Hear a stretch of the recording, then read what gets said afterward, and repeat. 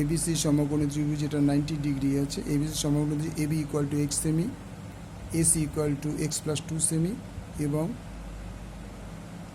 BC equal to X minus 2 সেমি।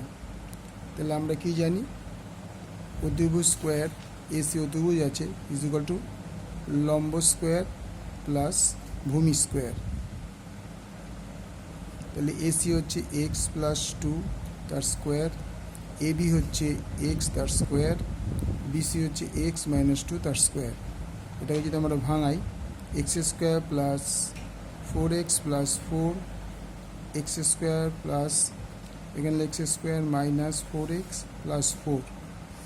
তাহলে X square plus 4x plus 4 equal to 2x square minus 4x plus 4।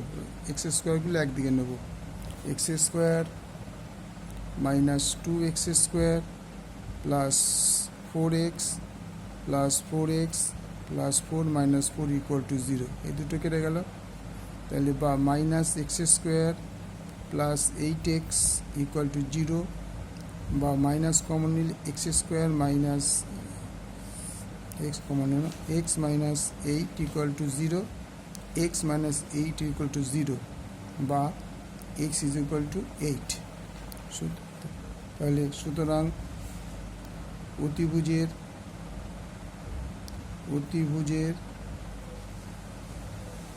দৈর্ঘ্য equal to X plus 2 সেমি equal to 8 plus 2 সেমি equal to 10 semi.